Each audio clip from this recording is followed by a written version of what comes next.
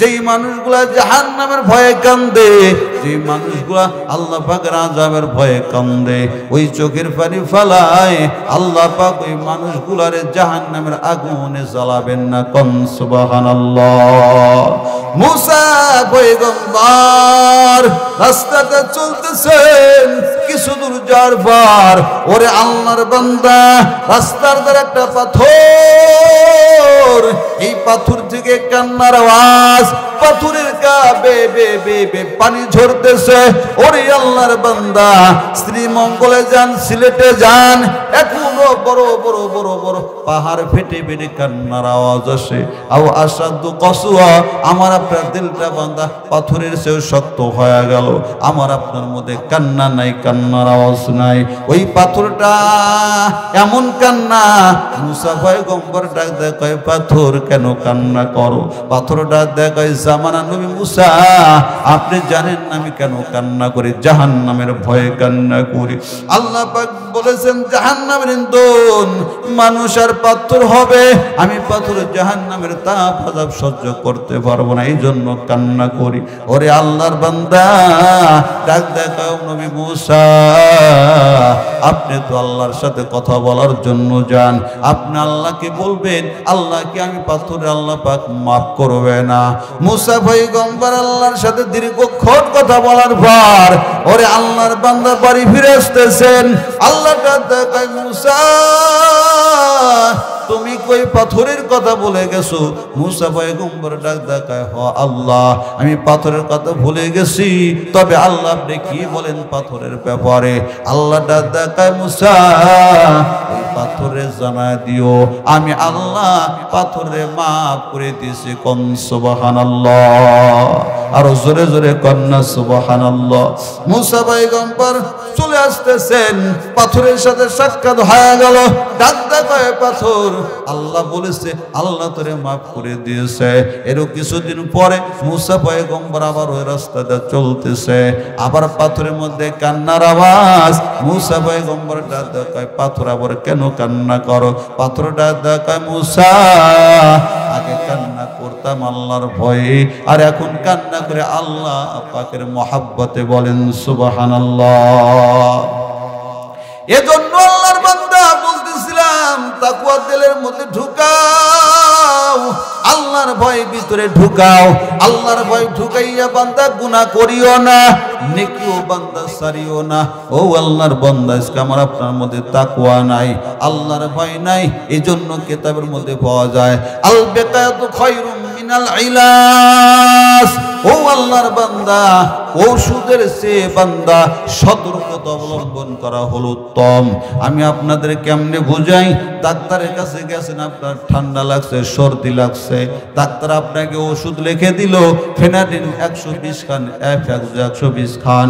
ওরে আল্লাহর বান্দা, এরপরে ইলেকট্রোলাইটিসের ওষুধগুলো লিখে দিল, কিন্তু ডাক্তারটা দেখায়, ও রোগী ভাই শুনে নাও, তোমার ঠান্ডা, ফ্রিজের কোনো খাবার খাবা না, ঠান্ডা খাবা না, ঠান্ডা জাতীয় খাবার কোনো খাবা না, পেপসি 7 খাইবা না। ওরে আল্লাহর বান্দা, ডাক্তার আপনাকে নির্দেশিতা দিল, আপনি বাড়িতে আসার পরে ওষুধও খাইলেন, ফ্রিজের খাবারও খাইলেন। এখন বলেন আপনার অসুখ সারবে না বাড়বে?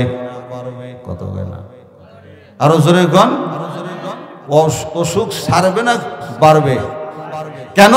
আপনাকে যে সতর্ক দিয়েছিল সেটা মানেন নাই। কথা বলেন না কেন? এজন্য বলা হয় আল বিকায়াতু খায়রুম মিনাল ইলাজ, ঔষধের যে সতর্কতা অবলম্বন করা উত্তম। এজন্য নবী উম্মতদেরকে জানান, উম্মতেরা রে, গুনার কাছে যাও না, গুনাহ করিও না, আল্লাহ ওয়ালাদের দরবারে যান, ভালো ভালো আলেমের কাছে যান, বুজুর্গ আলেমের কাছে যান, আপনাকে উপদেশ দেয়, ও বান্দা গুনাহ করিও না। তবে তুমি যদি গুনাহ না করো, তাইলে বান্দা তুমি ইবাদতের মধ্যে মজা পাইবা, নামাজের মধ্যে মজা পাইবা, কোরআন তিলাওয়াতের মধ্যে মজা পাইবা, তাহাজ্জুদের মধ্যে মজা পাইবা। আজকে আমার আপনার নামাজের মধ্যে মজা নাই, কোরআন তিলাওয়াতে মজা নাই, জিকির আজকারেও মজা নাই। কেন? তার কারণ আমি আপনি গুনাহ ছাড়তে পারি না। যতক্ষণ পর্যন্ত গুনাহ না ছাড়বেন, ততক্ষণ পর্যন্ত ইবাদতে মজা পাবেন না। কথা বলেন ঠিক না ঠিক? এজন্য বান্দা আল্লাহর কাছে নিয়ত করে, আল্লাহ আমার দ্বারা যেন গুনাহ না হয়, আমি আর গুনাহ করতে চাই না রে আল্লাহ, আমাকে তৌফিক দান করেন। এই কথার পরে যত্নবান হওয়া, ও আল্লাহ আমি হাত দ্বারা গুনাহ করব না, আমার চোখ দ্বারা গুনাহ করব না, জবান দ্বারা গুনাহ করব না, কান দ্বারা গুনাহ করব না, পা দ্বারা গুনাহ করব না, অন্য অঙ্গ প্রত্যঙ্গ দ্বারা গুনাহ করব না। তুমি যদি বান্দা গুনাহ থেকে নিজেকে একটা দিন বাঁচাইতে পারো, আল্লামা আজিজুল হক মাজুব রাহমাতুল্লাহ আলাইহি বলেন, যেই মানুষটা একটা দিন গুনাহবিহীন কাটাইবে, মনে করবেন ওই দিনটা নবীর সাথে কাটাইলেন। কোন সুবহানাল্লাহ, আরো জোরে জোরে কন্না সুবহানাল্লাহ। ওরে আল্লাহর বান্দা, একটা দিন যদি তুমি গুনাহবিহীন কাটাইতে পারো গোলাম, কিয়ামতের ময়দানে আল্লাহ পাক ওই দিনটার উসিলা দিয়ে আল্লাহ পাক তোমাকে মাফ করে দিবে। বলেন সুবহানাল্লাহ। এখন বলেন, গুনাহ থেকে নিজেকে বাঁচানোর দরকার আছে না নাই? আর জোরে বলেন। লক্ষ কোটি দরুদ সালাম বর্ষিত হোক যে নবীর উম্মতে আমরা নামী হয়েছি, আমরা দামি হয়েছি, যে নবী নবীন নবী, রসুলের রসুল, সৈয়দুল মুরসালিন, খাতামান নবীন, নবী মুহাম্মদ সাল্লাল্লাহু আলাইহি ওয়াসাল্লামের উপর। সম্মানিত উপস্থিতি, আমি আপনাদের সামনে পবিত্র কালামুল্লাহ থেকে সূরাতুল আনআমের 120 নম্বর আয়াত থেকে তিলাওয়াত করেছি। যদি আল্লাহ তৌফিক দান করেন, তিলাওয়াতকৃত আয়াতের পরে আগে নিজ আমলের নিয়াতে পরে আপনাদের উদ্দেশ্যে আল্লাহ পাক কিছু কথা বলার তৌফিক দান করেন। সকলে বলে আমিন। আলোচনার ভূমিকা নেব না, ডাইরেক্ট আলোচনা। আমার তিলাওয়াতকৃত আয়াতের তরজমা হলো, আল্লাহ বলেন, ওয়াযারু যাহিরাল ইসমি ওয়া বাতিনা। আল্লাহ বলেন, হে আমার বান্দা বান্দিরা, তোমরা প্রকাশ্যে অপ্রকাশ্যে গুনাহ করিও না। গুনাহ বলা হয় আল্লাহ তাআলার নাফরমানি এবং রসুলের সুন্নাত থেকে বিমুখ হওয়াটাকেই বলা হয় গুনাহ।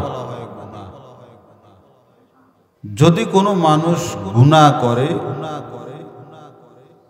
তো এর দ্বারা দুনিয়া এবং আখিরাতে তার বেইজ্জতি এবং শাস্তি ভোগ করতে হবে। এজন্য আল্লাহ বলেছেন, তোমরা প্রকাশ্যে অপ্রকাশ্যে গুনাহ করিও না। তবে আল্লাহ এটাও বলেছেন, বান্দা গুনাহ করার পর যখন তোমরা লজ্জিত হও এবং আমি আল্লাহর কাছে তওবা করো, আমি আল্লাহ তোমাদেরকে মাফ করে দেব। আল্লামা ইমাম গাজ্জালী রাহমাতুল্লাহ আলাইহি ইহইয়াউল উলুমউদ্দিন নামক কিতাবের মধ্যে লেখেন, আমরা দুনিয়াতে বর্তমানে যেই মানুষটা স্কুল, কলেজ, ইউনিভার্সিটিতে বেশি শিক্ষা অর্জন করে, আমরা তাদের জ্ঞানী মনে করি। মাদ্রাসার লাইনে যারা বেশি পিএইচডি করে, এদেরকে আমরা জ্ঞানী মনে করি। কিন্তু কিতাবের মধ্যে পাওয়া যায়, যেই মানুষটা গুনাহের ক্ষতি সম্পর্কে যত বেশি জানবে, ওই মানুষটা তত জ্ঞানী বলে বিবেচিত হবে। আর মানুষ যখন কোনো বস্তুর ক্ষতি সম্পর্কে জানবে, তখন ওই মানুষটা ওই বস্তুর থেকে বিরত থাকবে, পরহেজ থাকবে। এজন্য আমাদেরও গুনাহের ক্ষতি সম্পর্কে আগে জানতে হবে, তাহলেই মানুষ গুনাহ থেকে নিজেকে বাঁচানো সহজ হবে। কথা বলেন ঠিক না বা ঠিক? তো আমার দিকে ফলো করি।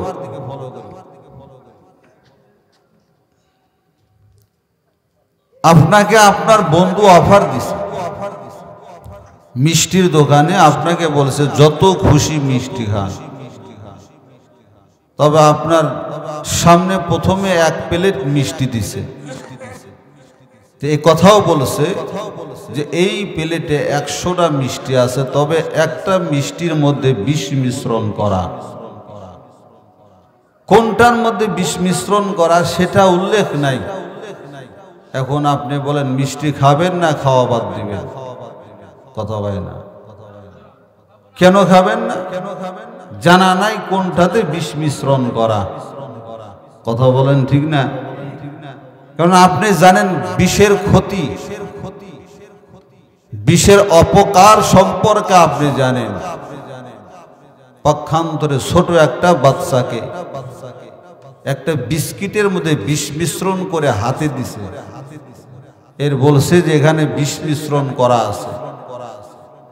এই ছোট বাচ্চা অবশ্যই এই বিস্কিট খাবে, তার কারণ ওনার বিষের ক্ষতি সম্পর্কে জানা নাই। কথা বলেন ঠিক না?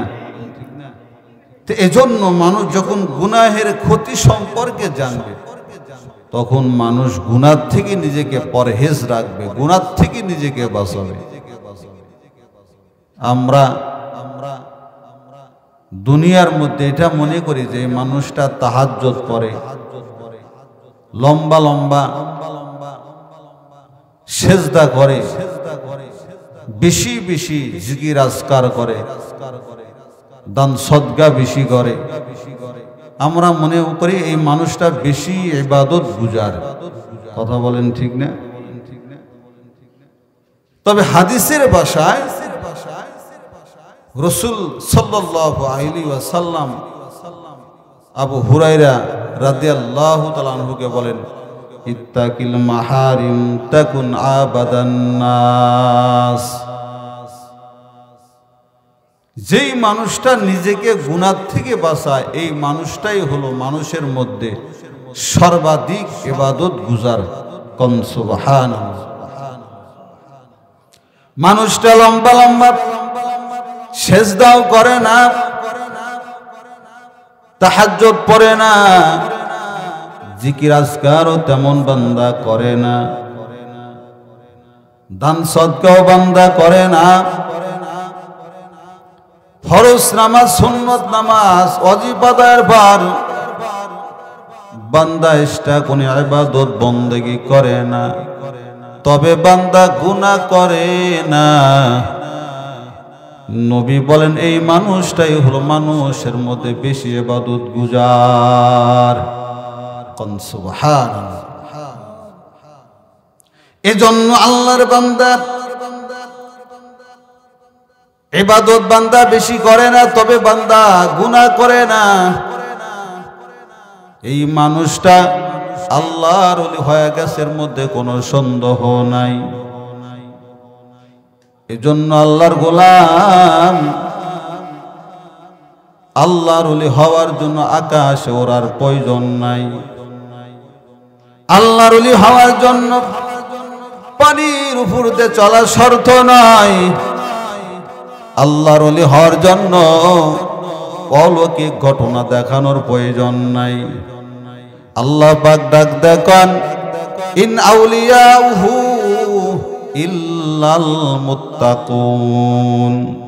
ওই মানুষটা আল্লাহর ওলি যেই মানুষটার মধ্যে তাকওয়া রয়েছে, যে মানুষটার মধ্যে আল্লাহর ভয়, আর যেই মানুষটা আল্লাহর ভয় গুনাহ ছেড়ে দেয়, এই মানুষটাই হলো আল্লাহর ওলি। কোন সুবহানাল্লাহ।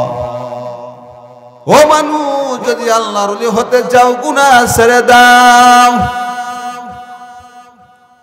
কোনো কিছু করার নাম তাকওয়া নাই, না করার নাম হলো তাকওয়া। আল্লাহ যেটা করতে নিষেধ করেছেন সেটা না করা, যেটা করলে আল্লাহ বেজার হয় সেটা না করা, ওরে আল্লাহর বান্দা, একজন মানুষ যে তাহাজ্জুদের নামাজ আদায় করে, 5 ওয়াক্ত নামাজ পড়ে, আবার বান্দা জিকির আজকারও বান্দাই করে, তবে বান্দা হোটেলে চাষটালে রাস্তার মোড়ে মোড়ে বান্দা গীবত করে, এমন মানুষ আছে না নাই? কথা বলেন না কেন? এরে আল্লাহর বান্দা, যেই মানুষটা ইবাদত বন্দেগী করার পর আবার বান্দা গীবতে লিপ্ত হয়, কিয়ামতের ময়দান যখন বান্দা কায়েম হয়ে যাবে, যেই মানুষটার গীবত করছে ওই মানুষটার সমস্ত গুনাহ গীবতকারীর ঘাড়ে চাপায় দেওয়া হবে, আর গীবতকারীর সমস্ত নেক আমল যার গীবত করেছে তার আমল নামায় দিয়ে দেওয়া হবে। আল্লাহর নবী ডাক দেয়, উম্মত, হাসরের ময়দানে ওই মানুষটা সবচাইতে অসহায়, ওই মানুষটা হাসরের ময়দানে সর্বহারা, যেই মানুষটা দুনিয়াতে আমল করার পর হাসরের ময়দানে নিঃস্ব হয়ে উঠবে, বান্দার কোনো আমল থাকবে না, এই মানুষটাই হলো হতদরিদ্র, এই মানুষটাই হলো একদম নিঃস্ব। ওরে আল্লাহর বান্দা, এজন্য গুনাহ ছেড়ে দাও, এজন্য আল্লাহর ভয় অন্তরের মধ্যে ঢুকাও। ওরে আল্লাহর বান্দা, আজকে আমার আপনার মধ্যে তাকওয়া নাই, আমার আপনার মধ্যে আল্লাহর ভয় নাই। আল্লাহ ডাক দেয়, ইন্নাল মুত্তাকিনা মাফাজা। ওরে আল্লাহর বান্দা, আল্লাহ পাক আরো ডাক দেয়, হুদাল লিল মুত্তাকিন আল্লাযীনা ইউমিনুনা বিল গায়ব ওয়া ইউকিমুনাস সালাহ ওয়া মিম্মা রাযাকনাহুম ইউনফিকুন। আল্লাহ ডাক দেয়, ও গোলাম, মুত্তাকি বলা হয় যেই মানুষটা আল্লাহর ভয়ে বান্দা গুনাহ করে না, এরপরেও বান্দা নেকির কাজ ছাড়ে না, ওই বান্দাকে বলা হয় মুত্তাকি, ওই বান্দাকে বলা হয় তাকওয়া। আল্লাহর ভয় দিলের মধ্যে ঢুকাও। আল্লাহ পাক কোরআনের মধ্যে আরো ডাক দেন, ওয়ালিমান খাফা মাকামা রাব্বিহি জান্নাতান। যেই মানুষটা আল্লাহর ভয়ে গুনাহ করে না, হাসরের ময়দানে বান্দা আল্লাহর ভয় করে, পুলসিরাতের গোরার কথা বান্দা চিন্তা করে, কবরের ভয়, জাহান্নামের ভয়, আল্লাহ ডাক দেয়, এই ভয়গুলো যে বান্দার মধ্যে থাকবে, আমি আল্লাহ ওই বান্দার জন্য একটা না দুটা জান্নাত রেখে দিয়েছি। বলেন সুবহানাল্লাহ। এজন্য আল্লাহর বান্দা আল্লাহর ভয় অন্তরে ঢুকান। ওয়াল্লাহু ইউহিব্বুল মুত্তাকিন। আল্লাহ পাক মুত্তাকিদের এদেরকে বড় ভালোবাসেন। ও আল্লাহর বান্দা, আজকে আমার আপনার মধ্যে আল্লাহর ভয় নাই, আমার আপনার মধ্যে তাকওয়া নাই। পূর্বের জামানার দিকে তাকান, কেমন তাকওয়া, কেমন আল্লাহর ভয় ছোট ছোট বাচ্চাদের মধ্যে ছিল। একজন বাবা তার ছেলেকে নিয়ে রাস্তা চলতেছেন, কিছু দূর যাওয়ার পরে হঠাৎ করে একটা আঙ্গুরের বাগান ভরে গেল। বাবাই ডাক দেয়, সন্তান, আঙ্গুরের বাগানে কিনারে দাঁড়ায় যাও, আমি বাগানে ঢুকে গেলাম, কয়েকটা আঙ্গুর ফিরে আনি, এর মধ্যে যদি কোনো মানুষ পাও আমাকে ডাক দিবা, আমাকে সজাগ করে দিবা।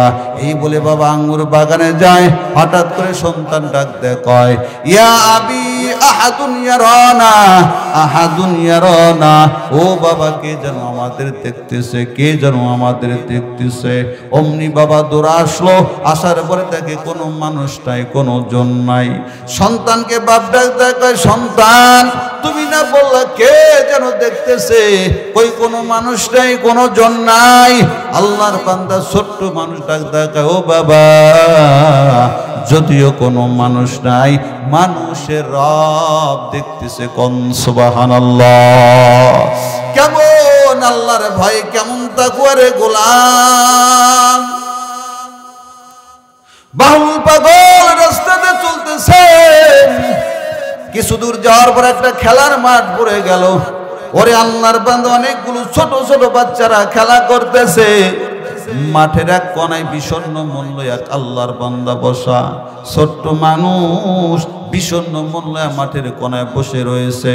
বাহলুল পাগল ডাক দেয়, ভাতিজা, এখানে কতগুলো ছোট ছোট বাচ্চারা খেলাধুলা করে, তুমি কেন খেলাধুলা করো না?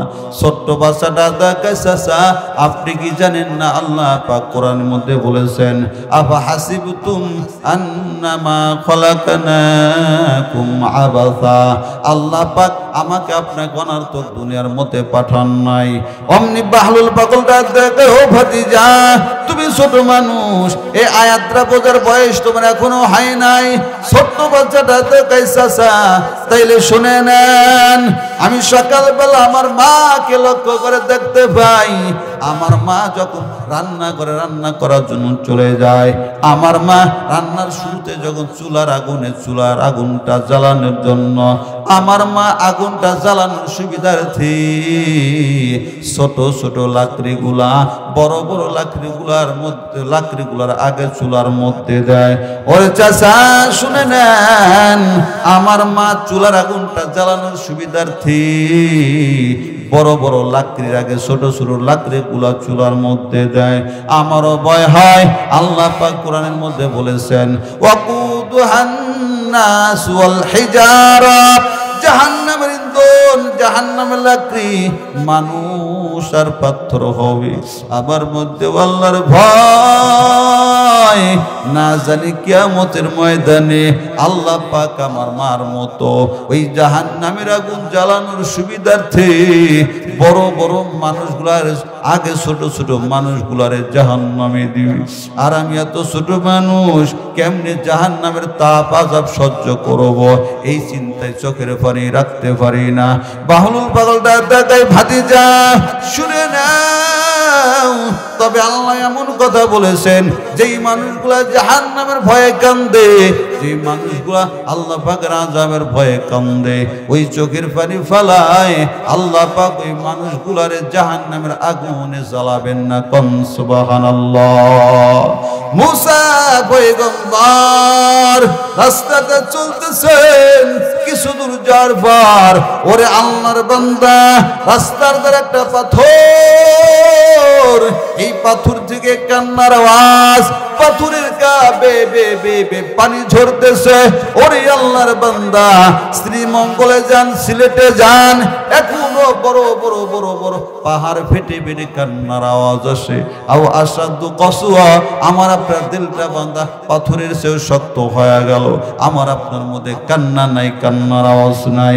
ওই পাথরটা এমন কান্না, মুসা পয়গম্বর ডাক দেয়, কয় পাথর কেন কান্না করো? পাথরটা দেখায়, জামানা নবী মুসা আপনি জানেন না আমি কেন কান্না করি? জাহান্নামের ভয়ে কান্না করি। আল্লাহ পাক বলেছেন, জাহান্নামের ইন্ধন মানুষ আর পাথর হবে, আমি পাথর জাহান্নামের তাপ আযাব সহ্য করতে পারবো না, এই জন্য কান্না করি। ওরে আল্লাহর বান্দা, ডাক দেখাও নবী মুসা, আপনি তো আল্লাহর সাথে কথা বলার জন্য যান, আপনি আল্লাহকে বলবেন, আল্লাহকে আমি পাথরে আল্লাহ পাক মাফ করবে না। মুসা পয়গম্বর আল্লাহর সাথে দীর্ঘক্ষণ কথা বলার পর ওরে আল্লাহর বান্দা বাড়ি ফিরে আসতেছেন। আল্লাহ দেখায়, মুসা তুমি কই পাথরের কথা বলে গেছো? মুসা পয়গম্বর ডাক দেখায়, হ আল্লাহ, আমি পাথরের কথা ভুলে গেছি, তবে আল্লাহ আপনি কি বলেন পাথরের ব্যাপারে? আল্লাহ ডাক দেখায়, মুসা ওই পাথরে জানায় দিও আমি আল্লাহ পাথরে মাফ করে দিয়েছি। কোন সুবহানাল্লাহ। আরো জোরে জোরে কন্যা সুবহানাল্লাহ। মুসা পয়গম্বর চলে আসতেছেন, পাথরের সাথে সাক্ষাৎ হয়ে গেল। ডাক দেখায়, পাথর আল্লাহ বলেছে আল্লাহ তোরে মাফ করে দিয়েছে। এরও কিছুদিন পরে মুসা পয়গম্বর আবার ওই রাস্তাতে চলতেছে, আবার পাথরের মধ্যে কান্নার আওয়াজ। মুসা পয়গম্বর ডাক দেখায়, পাথর আবার কেন কান্না করো? পাথর ডাক দেখায়, মুসা আগে কান্না করতাম আল্লাহর ভয়ে, আর এখন কান্না করে আল্লাহ পাকের মহাব্বতে। বলেন সুবহানাল্লাহ।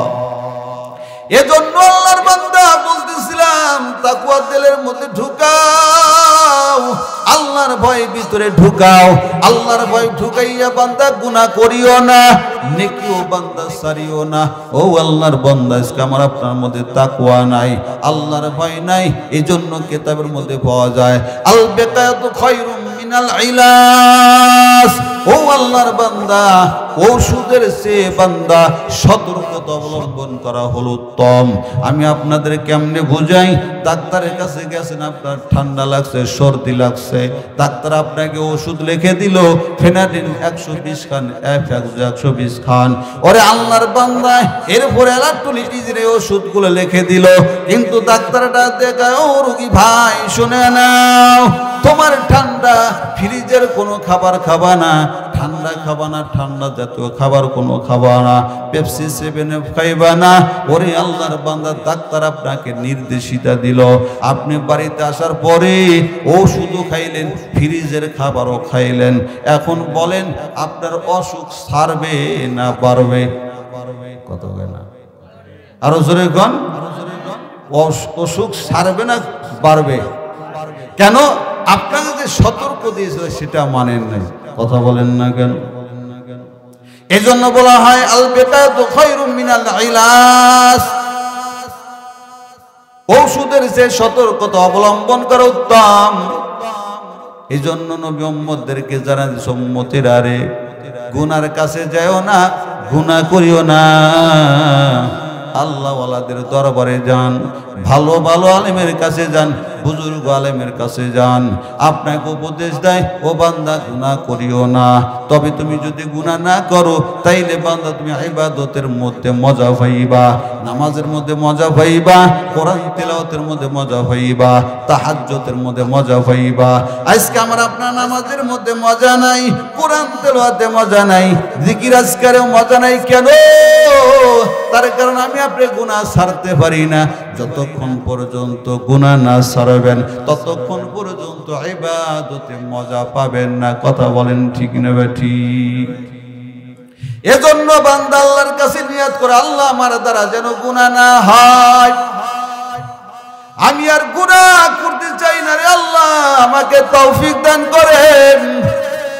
এই কথার পরে যত্নবান হওয়া, ও আল্লাহ আমি হাত দ্বারা গুনাহ করব না, আমার চোখ দ্বারা গুনাহ করব না, জবান দ্বারা গুনাহ করব না, কান দ্বারা গুনাহ করব না, পা দ্বারা গুনাহ করব না, অন্য অঙ্গ প্রত্যঙ্গ দ্বারা গুনাহ করব না।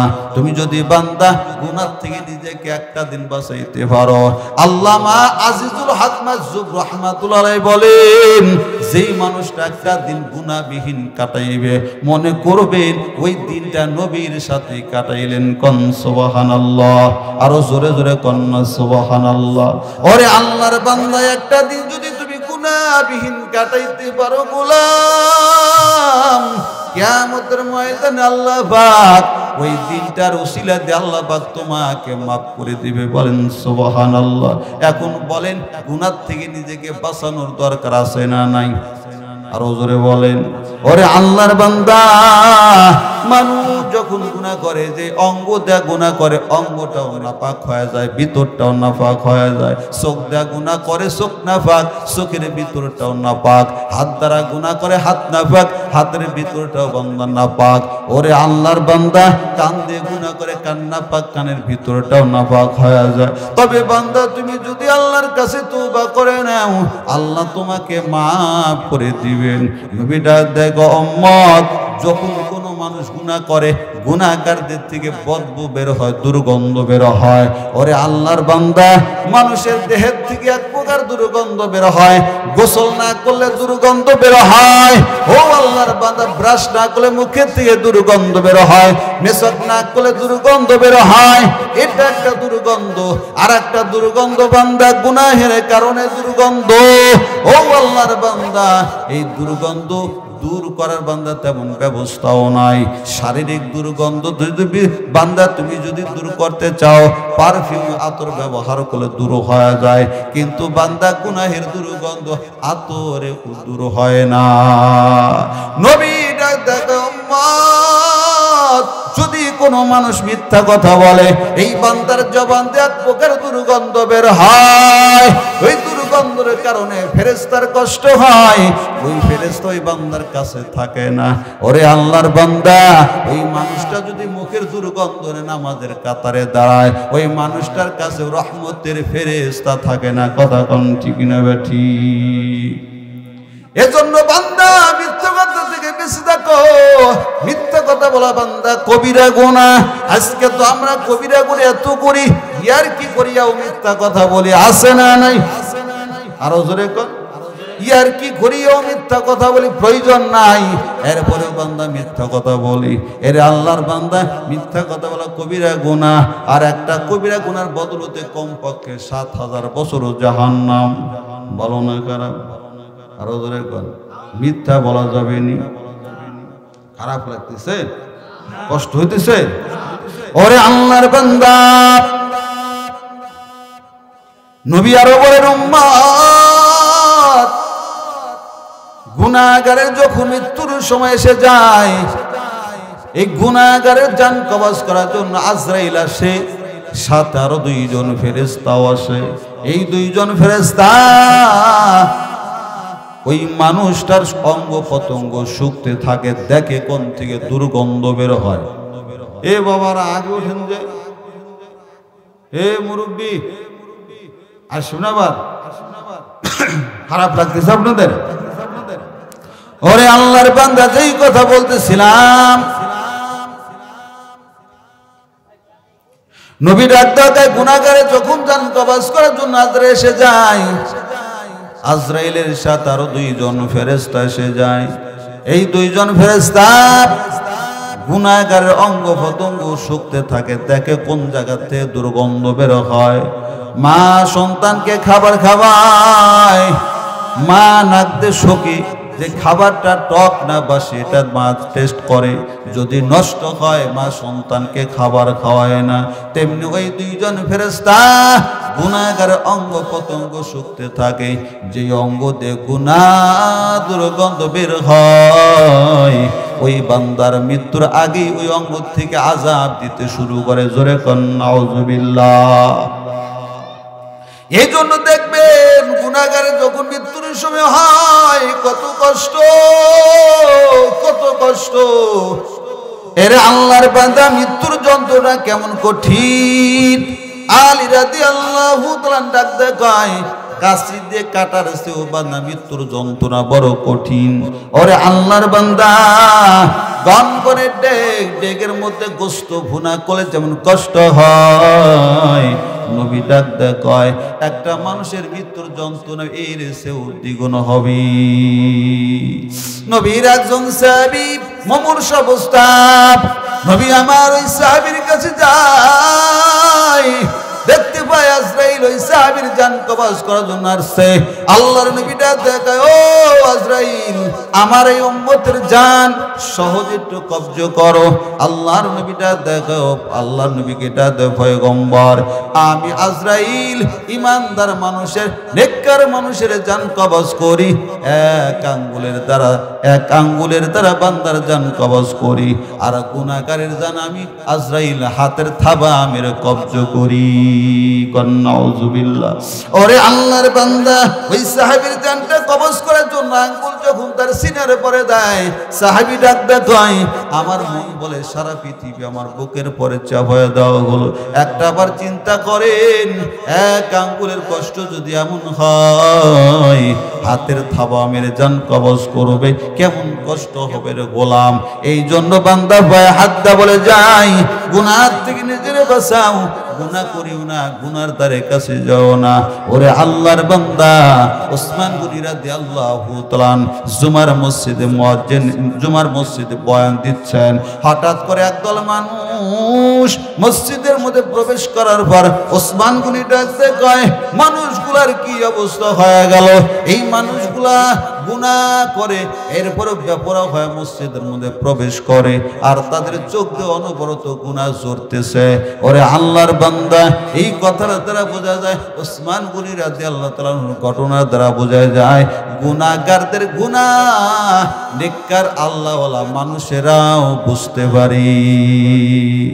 হাসরের ময়দান যখন বান্দা কায়েম হয়ে যাবে, জাহান্নামীদেরকে জাহান্নামে দেওয়ার পর, দুনিয়াতে যেই মানুষেরা ব্যভিচারে লিপ্ত, গুনাহ করত, ওই জাহান্নামের মধ্যে গুনাহগারের জেনাকারের যৌন অঙ্গ এক প্রকারের দুর্গন্ধ বের হবে। এই দুর্গন্ধে জাহান্নামীদের কষ্ট হবে। জাহান্নামীরা ডাক দেখায়, রে জেনাকার, এমন গুনাহ করে জাহান্নামে আসছো, তোর বদবু তোর দুর্গন্ধে আমাদের কষ্ট হচ্ছে, আমাদের থাকা কষ্ট হয়। ওরে আল্লাহর বান্দা, একটাবার চিন্তা কর, ও যুবকের দল পায়ে হাত দা বলে যাই, আজকে বাংলার জমিনে পরকীয়ার অভাব নাই। কথা কোন ঠিক না ঠিক? আরো জোরে বলেন। এরে আল্লাহর বান্দা, একজনের বউ আর একজনের সাথে সম্পর্ক আছে না নাই? কথাগুলো ভালো করে শুনে নেন। হাসরের ময়দানে যখন এই জেনাকারেরা জাহান্নামে যাবে, এদের যৌন অঙ্গে বদবু দুর্গন্ধ বের হবে। এদের দুর্গন্ধে জাহান্নামে থাকা কষ্ট হয়ে যাবে। জাহান্নামের ডাক দেখায়, কপাল পোড়ার দল, এমন গুনাহ করে জাহান্নামের মধ্যে আসছো, তোর দ্বারা আমাদের কষ্ট বেশি হচ্ছে। এই জন্য আল্লাহর বান্দা পায়ে হাত দা বলে যায়, গুনাহ ছেড়ে দাও, গুনার কাছে যেও না। আল্লাহর নবীরা দেখো, যেই মানুষগুলা গুনাহ করে, এই মানুষগুলার থেকে দুর্গন্ধ বের হয়। পক্ষান্তরে যে মানুষগুলা নেক মানুষগুলার থেকে সুগন্ধ বের হয়। কোন সুবহানাল্লাহ, আরো জোরে জোরে কোন সুবহানাল্লাহ। যেই মানুষগুলা নেক আমল করে, এই মানুষগুলার শরীর থেকে মৌ মৌ সুগন্ধ বের হয়। এই মানুষটার আতর ব্যবহার করা লাগে না, এই মানুষটার পারফিউম ব্যবহার করা লাগে না। ওরে আল্লাহর বান্দা, গুনাহগারের শরীর থেকে বদবু বের হয়, আর নেককারদের শরীর থেকে গন্ধ সুগন্ধ বের হয়। এই জন্য বান্দা, এমন আমল করো, ভালো চরিত্র যাপন করো, যাতে তুমি নেককার হতে পারো। আর তুমি যখন নেককার হইবা, তোমার দ্বারা বান্দা এমন সুগন্ধ বের হবে, তোমার সুগন্ধে পৃথিবীটা সুবাসিত হয়ে যাবে। আমার আপনার নবীর মতো নেককার দুনিয়াতে কেউ নাই, কেউ নাই। যেই নবীটা আল্লাহর পরে সমস্ত মাখলুকাতের উপরে হলো নবীর শান। আমার নবী, মায়ের নবী রাহমাতুল লিল আলামিন, যখন রাস্তাতে চলতেন, আমার নবী যেই রাস্তাতে যেত, ওই রাস্তাতে নবুয়তের সুগন্ধ বের হইতো। কোন সুবহানাল্লাহ। আমার নবী থুতু ফালাইতেন, সাহাবীরা থুতুগুলো মাটিতে ভরতে দিত না। আবার যদি বান্দা মাটিতে ভরে যেত, সাথে সাথে থুতুগুলা উঠাইয়া হাতে লাগাইয়া সমস্ত শরীর আতর ভেবে ব্যবহার করত। কোন সুবহানাল্লাহ। আল্লাহর নবীটা দেখায়, ও সাহাবীর দল, যেই সাহাবীরা আমি নবীর থুতু, আমার থুতু যেই সাহাবীর শরীরে মাখছে, আল্লাহর কসম করে বলি, ওই থুতুগুলো জাহান্নামের আগুনে জ্বলবে না। কোন সুবহানাল্লাহ। আমার নবী রাহমাতুল লিল আলামিনের কাছে একজন মহিলা সাহাবী উম্মে সুলাইম রাদিয়াল্লাহু তাআলা আনহা বাচ্চাদের পাঠায় দেয়, যাও যাও শিশি নিয়ে যাও নবীর দরবারে, নবীর থেকে এরকম ভাবে নবীর খামগুলো নিয়ে আসবা, নবীর শরীরের খামগুলো শিশিতে ভরে নিয়ে আসবা। আল্লাহর নবী একদিন উম্মে সুলাইমকে দেখো, উম্মে সুলাইম, এই আমার শরীরের ঘামগুলো তুমি কেন শিশির মাধ্যমে নিয়ে যাও? উম্মে সুলাইমরা দেখা, ইয়া রাসূলুল্লাহ, আপনার শরীরের ঘামগুলো আমি আতরে মিশাইয়া ব্যবহার করি, এই আতর থেকে এমন সুগন্ধ বের হয়, এমন সুগন্ধ পৃথিবীর কোন আতরের দোকানে পাওয়া যায় না। কোন সুবহানাল্লাহ। আগের জামানায়, নবীর জামানায় বনে করেরা, বনে কনেরা রাসূলের শরীরের ঘামগুলো আতর রূপে ব্যবহার করত। একজন মহিলা নবীর কাছে বলে, ইয়া রাসূলুল্লাহ, আমার মেয়ে বিয়ে দিব, আমাকে কিছু সাহায্য করেন। আল্লাহর নবীরা দেখায়, তোমাকে দেওয়ার মতো আমার কিছু নাই, তবে আমি নবীর শরীরের ঘাম এক শিশি ঘাম তুমি নিয়ে যাও। ওই মহিলা সাহাবী এক শিশি ঘাম বাড়িতে নিয়ে গেলেন। ওই ঘাম থেকে কিছু ঘাম তার মেয়ের শরীরে ব্যবহার করলো, আর কিছু ঘাম ঘরের মধ্যে রেখে দিল। এই রেখে দেওয়ার কারণে ঘরের মধ্যে সুগন্ধি, বাড়িতে সুগন্ধি। সাহাবীরা ওই ঘরের নাম রাখছে হলো সুগন্ধিওয়ালা ঘর। কোন সুবহানাল্লাহ।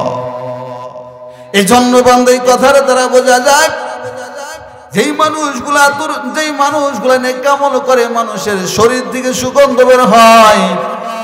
আর যেই মানুষটা গুনাহ করে বদামল করে এই মানুষের শরীর থেকে দুর্গন্ধ বের হয়।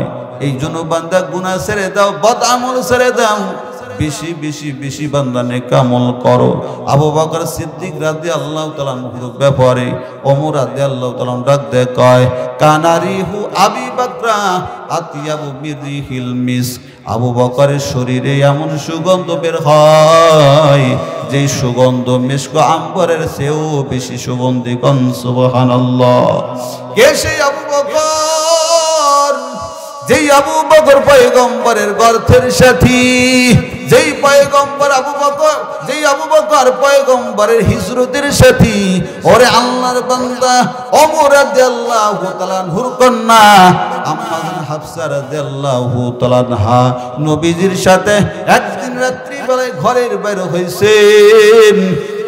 আম্মা আয়েশা রাদিয়াল্লাহু তাআলা আনহা এক সময় নবীর সাথে ঘরের বাইরে হইছেন। রাত্রবেলা আকাশের দিক তাকা দেখে চন্দ্রে ঘেরা আকাশ, শুধু চন্দ্র আর তারকা। ওরে আল্লাহর বান্দা নবীটা দেখে আয়েশা এই যে আকাশের দিকে তাকাও যতগুলো তারকা দেখা যায় এর চেয়েও বেশি নেকি বেশি সওয়াব আমার উম্মতের মধ্যে আমার সাহাবীর মধ্যে একজন আছে। আম্মা আয়েশা মনে মনে ভাবলেন আমার আব্বার নাম বলবে, আমার বাবার নাম বলবেন। আম্মা আয়েশা ডাকা ইয়া রাসূলুল্লাহ, ওই সম্মানী সাহাবীকে সুভাগ্যবান সাহাবীকে তার নামটা বলেন। এবার নবীটা দেখে আয়েশা শুনে নাও, ওই সাহাবীর নাম হলো হযরত ওমর রাদিয়াল্লাহু তাআলা। কোন সুবহানাল্লাহ। এই কথাটা শোনার পর আম্মা আয়েশা একটু মন খারাপ করলেন, মন মালিন্য হয়ে গেল। ওরে আল্লাহর বান্দা ভাবছেন আমার বাবার কথা বলবে, আমার বাবার কথা না বলে ওমরের কথাটাই বলল। নবীজি আম্মা আয়েশার মনের কথা বুঝতে পারলেন।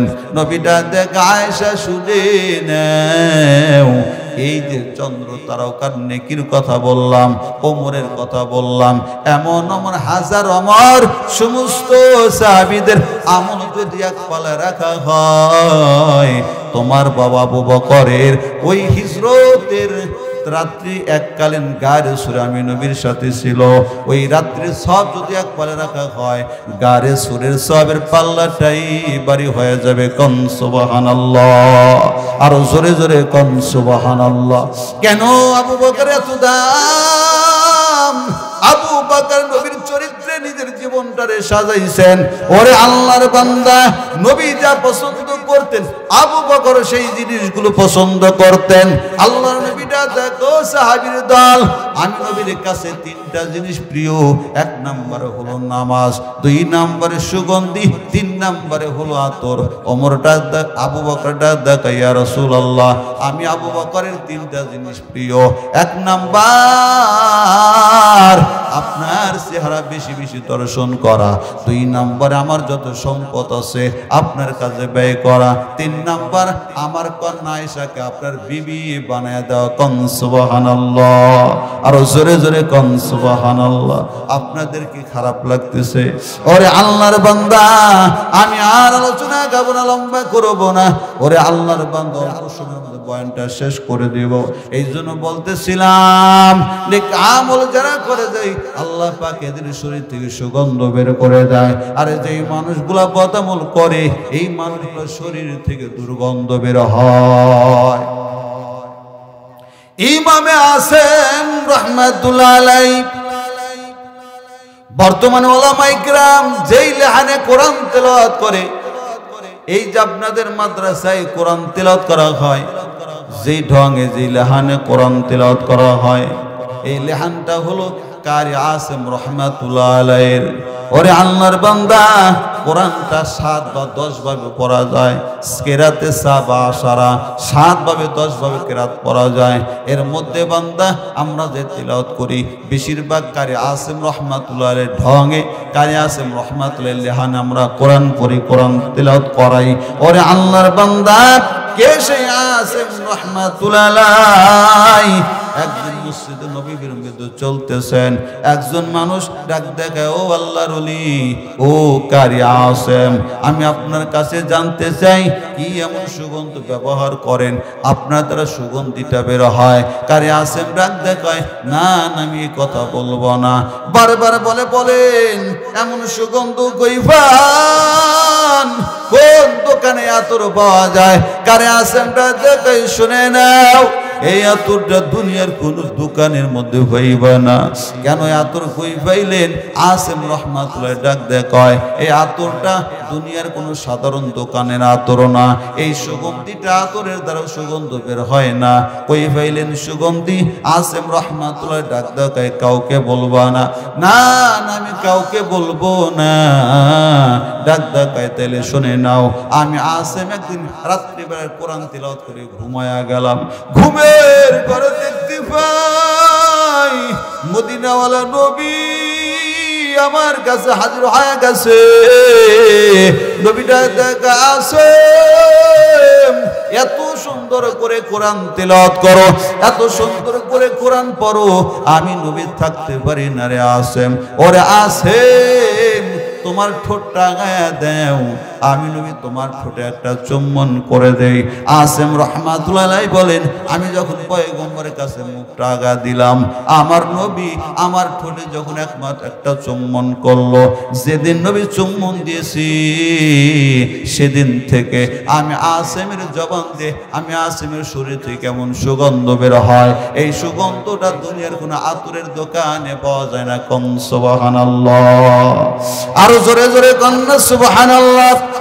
ওরে আল্লাহর বান্দা, এখন যারা বিদ্যা বাবাজি আছেন, আমি আপনাদের কথা বলে যাই, কোরআন পড়তে জানেন না, কোরআন শেখেন নাই, কোরআন জানেন না, কোরআন পড়া জানেন না, আপনাদের জন্য একটা কথা বলে যাই, শাহ আল্লামা শাইখুল হাদিস জাকারিয়া রাহমাতুল্লাহ আলাইহি ফাজাইলে দরুদের মধ্যে একটা ঘটনা বর্ণনা করেছেন।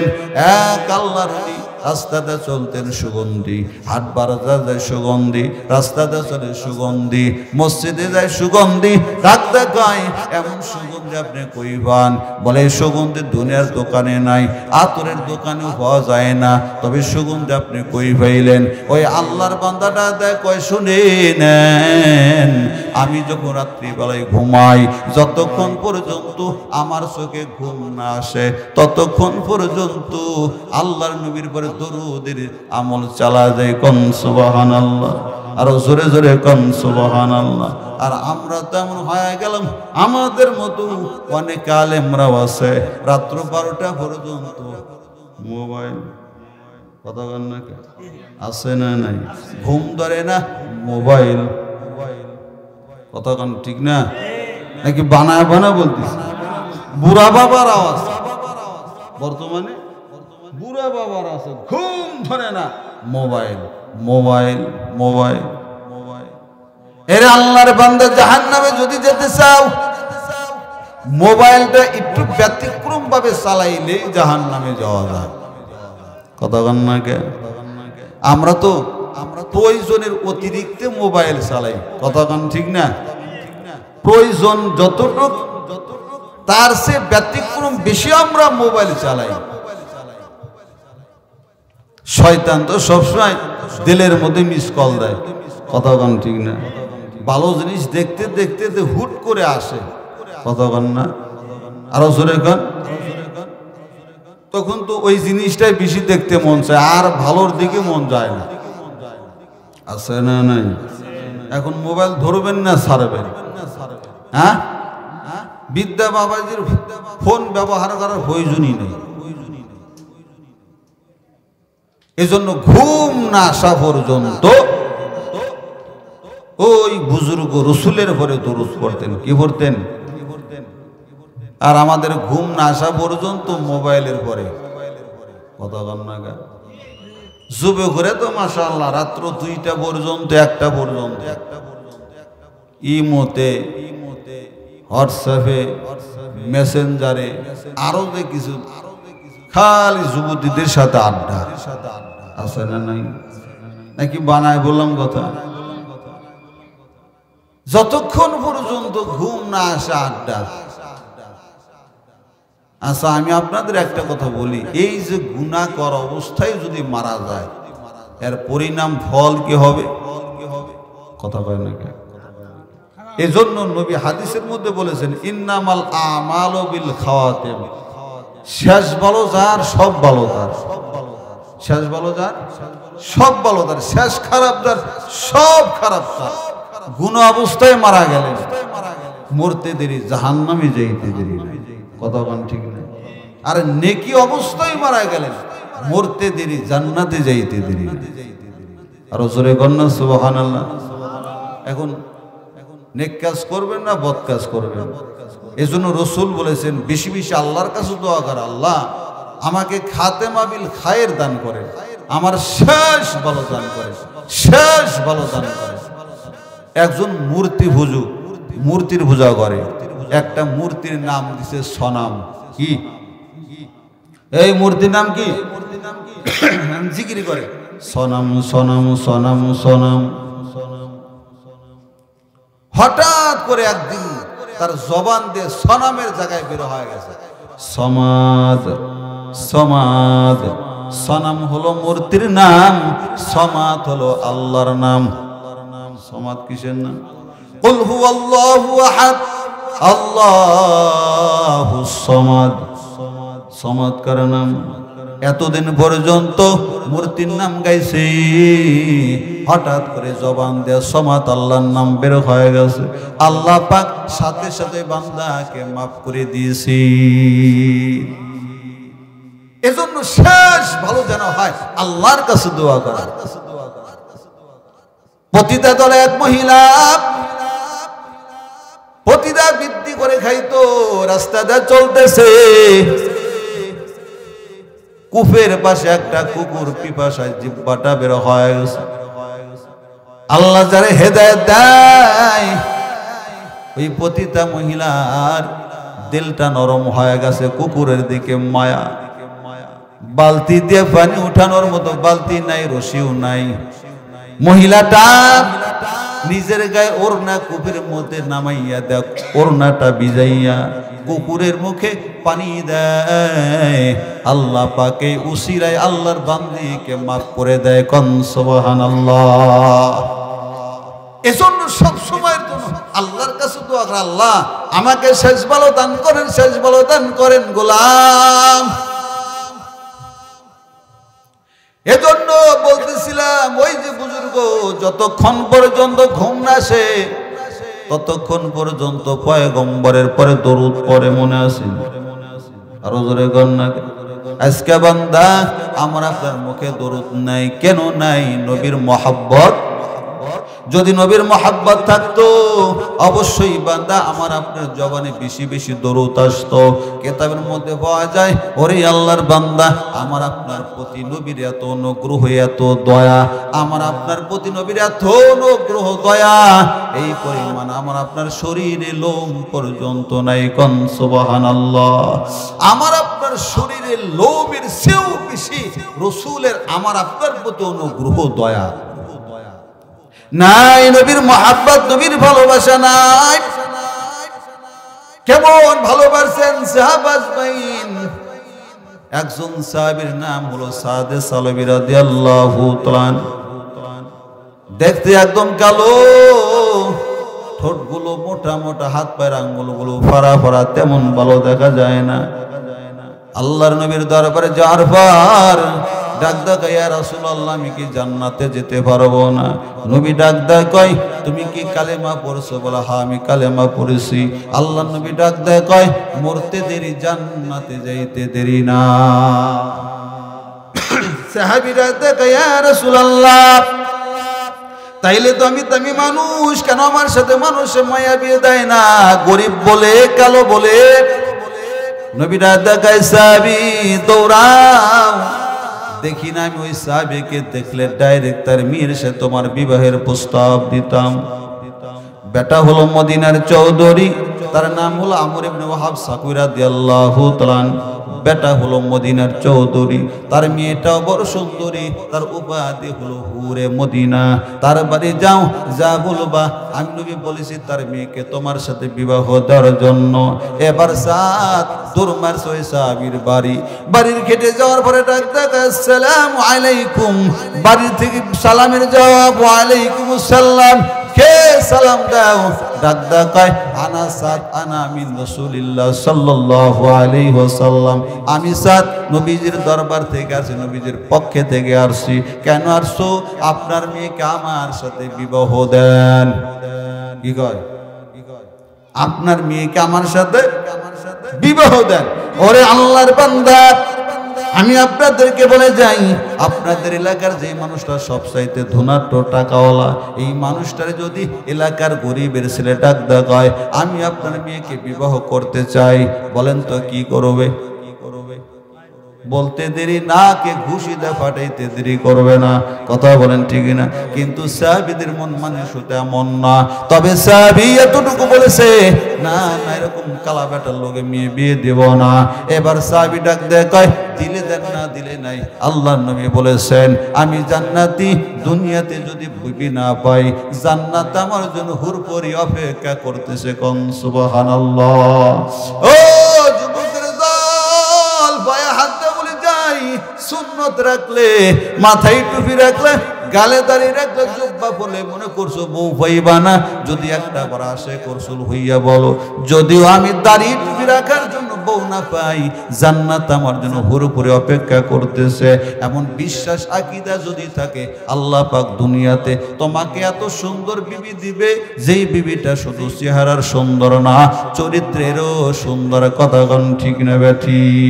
এবার সবে কথা বলে পারি, আবার রওনা দেয় ভিতর থেকে, বাড়ির ভিতর থেকে ওই সাহাবীর মেয়ে ডাক দেখায়, ও বাবা শুনে নেন, ইয়া আবি আন্নাজা আন্নাজা, ও বাবা নিজেকে রক্ষা করেন। আয়াত নাযিল হওয়ার পূর্বে এবার বাপ ডাক দেখায়, মা তোমার কথা বুঝলাম না। মেয়েটা ডাক দেখায়, বাবা ওই যে ছেলেটা আসছিল, ওই প্রস্তাবটা ছেলেটার না, প্রস্তাব হলো মদিনাওয়ালার। মদিনাওয়ালা যদি মনে আঘাত পায়, আল্লাহ কষ্ট পাবে। আল্লাহ যদি কষ্ট পায়, আপনার বিরুদ্ধে আয়াত নাযিল হয়ে যাবে। এবার বাপ ডাক দেখায়, মা তুমি কিন্তু ছেলে দেখো না, ছেলে বড় কালো আবার গরিব। মেয়েটারা দেখায়, বাবা কালো হওয়ার কারণে যদি আমার চোখের তৃপ্তি না মেটে, গরিব হওয়ার কারণে যদি আমার চাহিদা না মেটে, আল্লাহর নবী বলেছেন যুবক জান্নাতি। কিয়ামতের ময়দানে আমি আমার স্বামীর হাতের আঙ্গুল ধরে ধরে জান্নাতে যেতে পারবো। কোন সুবহানাল্লাহ। ও পর্দার মা, টাকাওয়ালার পিছে দৌড়াও না, না, তোমার স্বামীটা যদি দিনদার হয়, নেককার হয়, কিয়ামতের ময়দানে নারীরা তাদের দিনদার স্বামীর হাতের আঙ্গুল ধরে ধরে জান্নাতে যাবে। কোন সুবহানাল্লাহ। এবার সাহাবী দৌড়ায় রাসূলের দরবারে, ফেদাকা ইয়া আবি ইয়া রাসূলুল্লাহ, ওই পয়গম্বর বুঝতে পারি নাই, আমি আসছি আমার মেরাজিনামা সহ আপনার দরবারে, আপনার ওই সাহাবীর সাথে আমার মেয়েকে বিবাহ দিয়ে দেন। আল্লাহর নবী দেখায়, সাদ রে কপালটা ভালো, মেয়েটা সুন্দরী, হুরে মদিনা, মেয়েটা সুন্দরী, মোহর দিতে হবে বেশি। মোহর কথা কয় না, আমরা মোহর দেই না, নেই কথা কয় না, কে মোহর দেই না, নেই এ কথা কন না, কে লজ্জায় কইতেছেন না, মোহর দেই না, নেই। মোহর দেওয়ার দরকার না নেওয়ার দরকার? তাহলে নেন কে? মোহরের অপর নাম হয়ে গেছে যৌতুক। কতক্ষণ ঠিক না? সময় থাকলে আরো কথা বাড়াইতাম, বান্দা সময় বেশি নেই, ওদিকে যাব না। তবে বান্দা মোহর দেন, মোহর নিয়েন না। ওরে আল্লাহর বান্দা, সাহাবীটা দেখায়, ইয়া রাসূলুল্লাহ কত দিরহাম? সাহাবী ডাক দেখায়, 400 দিরহাম। কত দিরহাম? আরো ধরে গান। নবীটা দেখায়, ও সাহাবী 400 দিরহাম। সাহাবীটা দেখায়, ইয়া রাসূলুল্লাহ 400 তো দূরের কথা, আমার কাছে একটা টাকাও নাই। কি হয়? বিয়া করবো অথচ কিসের টাকা নাই? মোহরের টাকা নাই। কিসের টাকা নাই? নবীটা দেখায়, সাদ দৌড়াও, প্রথমে যাইবা ওসমান গনিকে বলবা আমি নবী 200 দিরহাম দিতে বলেছি। এরপরে যাইবা আর একজন সাহাবী, তার নাম হলো আব্দুর রহমান বিন আউফ রাদিয়াল্লাহু তাআলা। ওই জামানায় সবচেয়ে ধনাঢ্য সাহাবী ওসমান গনি, এরপর আব্দুর রহমান বিন আউফ রাদিয়াল্লাহু তাআলা। ওই জামানায় তিনি ছিলেন 100 উটের মালিক। কত উটের মালিক? বর্তমানে 100 হানিফ গাড়ির মালিক। গরিব না ধনী? আরো জোরে কোন। তিনি ইন্তেকালের পর তার রেখিত স্বর্ণের টাকাগুলো কুঠাল দিয়ে কাটতে কুঠাল ভোতা হয়ে যেত। কোন সুবহানাল্লাহ। তাহলে বলেন কিরকম ধনী ছিল এই সাহাবী। এত ধনাঢ্য হওয়ার পর দুনিয়ার থেকে জান্নাতের সার্টিফিকেট পাইছে। কোন সুবহানাল্লাহ। এই জন্য বলা হয় সম্পদ হলে জান্নাতে যাওয়া যায়, আবার সম্পদের কারণেই জাহান্নামে যায়। কথা বলেন ঠিক না বেঠিক? এবার নবী দেখো সাত 200 200 400 হয়ে গেল। মোহরের টাকা হয়েছে নি? কথা কয় না। মোহরের টাকা হয়েছে নি?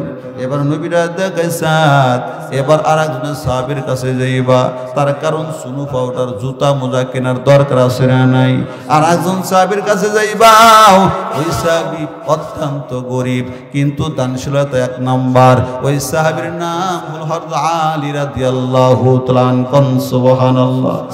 আলী অত্যন্ত গরিব কিন্তু দানশীলতা 1 নাম্বার।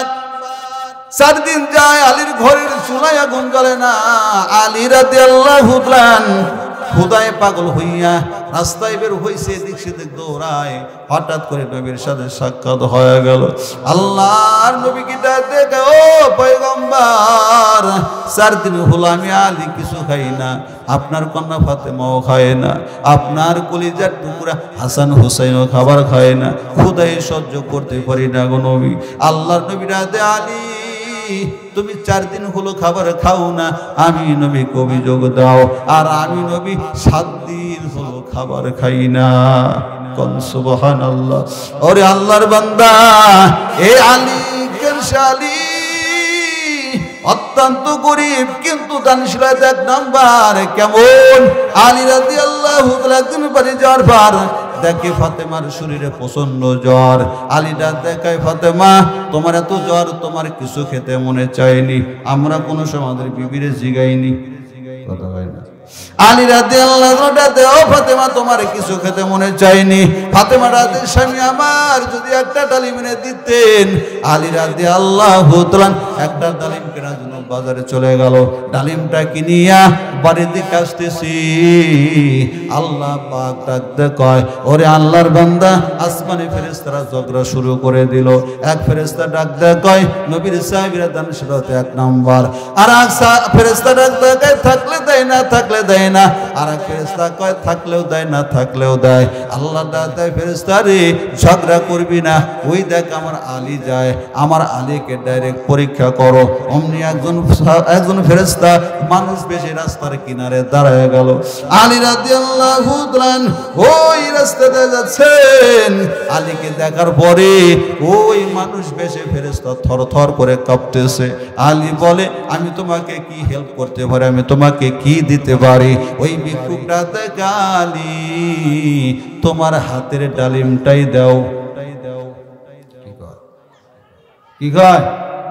তোমার হাতের ডালিমটাই দাও। আলী ডাক্তার কয়, না না, এই ডালিম আমার বিবির জন্য নেই, অন্য কিছু চাও, আমি তোমাকে অন্য কিছু দিই। বলে, না না, আমাকে তুমি ডালিম দাও। আলী দিতে চায় না, ফেরেশতাও বারবার চায়, ফেরেশতাও ব্যাক করে না। এবার ফেরেশতা জানে যতক্ষণ পর্যন্ত নবীর সাহাবীদেরকে আল্লাহর রাস্তায় না বলা হবে ততক্ষণ পর্যন্ত দেবে না। এবার ফেরেশতারা আলী আল্লাহর রাস্তায় দাও। আলী দেখো ফেরেশতা, ও ভিক্ষুক রে, আমি আল্লাহকেও কেমন মহাব্বত করি, আমার বিবু চাই, আবার তুমিও চাও, তাহলে ডালিমটা অর্ধেক করি, অর্ধেক তুমি খাও, অর্ধেক আমার বিবির জন্য নিয়ে যায়। এই বলে ডালিমটা অর্ধেক করিয়া অর্ধেক ভিক্ষুককে দেওয়ার পর আলী 1 পা 2 পা আবার বাড়ির দিকে রওনা দেয়। ভিক্ষুকটা আবার সামনে যা, আগের মতো কাকু তুমি নিতে শুরু করে দিল। আলী ডাক দেখা, আবার কি চাও? ওই ফেরেশতা ডাক দেখা, আলী রে অর্ধেক খায়, অর্ধেক কলিজা ঠান্ডা হয়েছে, বাকি অর্ধেক যদি দাও পুরা কলিজাই ঠান্ডা হয়ে যাবে। এবার আলীটা দেখায় না না, ও ভিক্ষুক ভাই অল্পতেই তুষ্ট থাকো, এই অর্ধেক আমার বিবির জন্য নিয়ে যাই। আলী না করে, ওই মানুষ বেশে ফেরেশতা বারবার আলীর কাছে আবদার করে। এবার আবারটা দেখ আলী রে, আল্লাহর হস্তে দাও। আলী বলে, আবার আমার আল্লাহর নাম লইছে আমি ঠিক থাকতে পারি না। বাকি অর্ধেক ডালিম আলী ভিক্ষুককে দিয়ে দেওয়ার পরে এখন আলী পারে দেখে এক পা যায় আর দুই পা ভাইটাই। আলী নিজে নিজেই ধরে একটা ডালিম বিবিরে দিতে পারলাম না, কোথাও গান ঠিক না। কিন্তু ফাতেমা আমার আপনার বিবির মতো নয়, আমার আপনার বিবির এক দেখায় কাপড় দিতে পারো না, বিয়ে করছো কে? কথা বলে বাজার করতে পারো না, বিয়ে করছো কে? মনে হয় আপনাদের এলাকার মহিলারা কয় না, এখানেও কয়। আরে আল্লাহর বান্দা ফাতেমা এমন মহিলা না, এমনি দুনিয়াতে জান্নাতের সার্টিফিকেট পায় নাই, দুনিয়ার থেকে নারীদের সরদারের সার্টিফিকেট পায় নাই। ওরে আল্লাহর বান্দা, এবার আলী এক পা দুই পা বাড়িতে যাওয়ার পরে দেখতে পায় ফাতেমা জ্বরে বিছানায় শোয়া ছিল, এখন থেকে ফাতেমা উঠিয়া হাঁটাহাঁটি করতেছে। আলী ডাক দেখায়, ফাতেমা যেহেতু উঠিয়া হাঁটাহাঁটি করে, ডালিমের কথা মনে নাও থাকতে পারে, কথা কোন ঠিক না। রাত্রে বেলায় দুজনে ঘুমাইছি, গভীর রাত এই যেন দরজা এরকম ভাবে করাঘাত করে, এরকম করে টোকা দেওয়ার পর আলী ডাক দেখায়, কে এত রাত্রিতে আমার ঘরে দরজা আঘাত দাও? ডাক দেখায়, ওঠো দরজা খোলো, আনা সালমান ফারসি, আমি সালমান ফারসি, দরজাটা খুলে দাও। কেন দরজা খুলবো? ডাক দেখায়, তোমার জন্য সুসংবাদ, আল্লাহ তোমাকে জান্নাত থেকে ডালিম পাঠাইছে।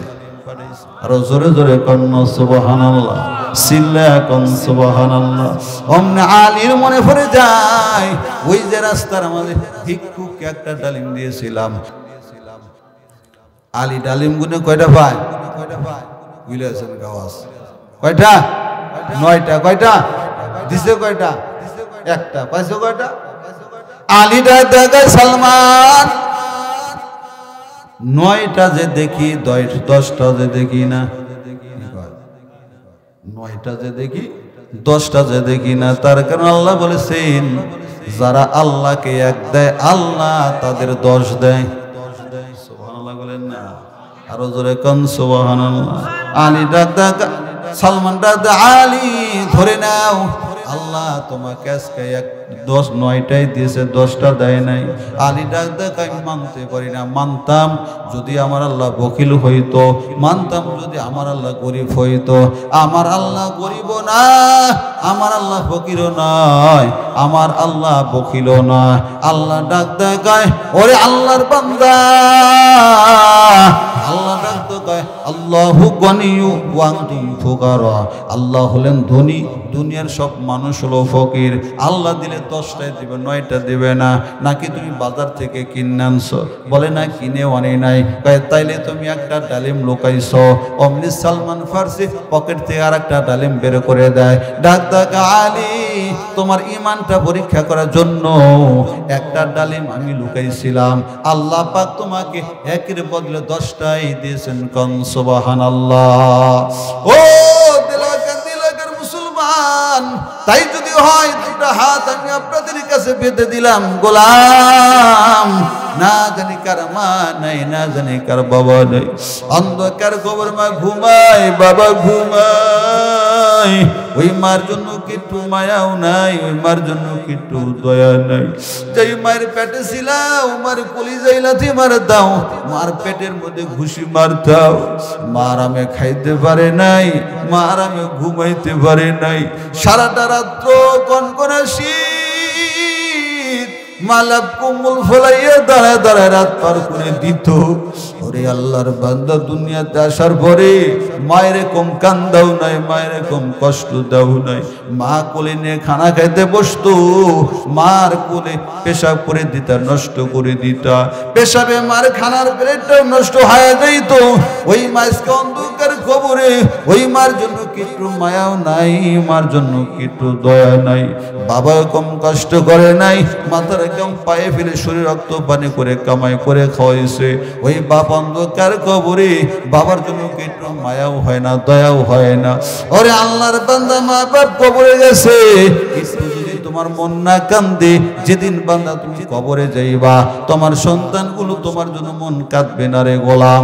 এই জন্য আল্লাহর বান্দা আসো। কোন আল্লাহর বান্দা? রাসূলের হাদিস, আলী রাদিয়াল্লাহু আনহুর ঘটনা। যদি তুমি আল্লাহকে এক দাও, আল্লাহ তোমাকে 10 দিবে। আল্লাহকে 1 টাকা দিলে আল্লাহ তোমাকে 10 টাকার সওয়াব দিবে। 1000 টাকা যদি দাও, আল্লাহ পাক 10,000 টাকার সওয়াব দিবে। যদি বান্দা 10,000 টাকা দাও, আল্লাহ পাক তোমাকে 1,00,000 টাকার সওয়াব দিবে। কোন আল্লাহর বান্দা আছেন আল্লাহর নবীর ঘরের জন্য, এই মাদ্রাসার জন্য বান্দা? ছোট ছোট বাচ্চারা হুজুরের সময় যখন আযান দেয়, তাহাজ্জুদের সময় হুজুরের ডাক দিয়ে উঠায়া দেয়, কনকনা শীতে বান্দা ঠান্ডা করে উজু করিয়া ওই ছোট বাচ্চাটার গুনাহও নাই, গুনাহও নাই, তাহাজ্জুদের সিজদায় পড়ে আল্লাহর কাছে কান্না করে, কোরআন তেলাওয়াত করে। অথচ বান্দা তোমার সন্তানটা তোমার বুকের মধ্যে, তোমার বিবির বুকের মধ্যে ঘুমায় আর আমি ঘুমাই। এই মাদ্রাসার ছাত্ররা তোমাদের জন্য কান্না করে, তোমাদের জন্য দোয়া করে, এলাকাবাসীর জন্য দোয়া করে।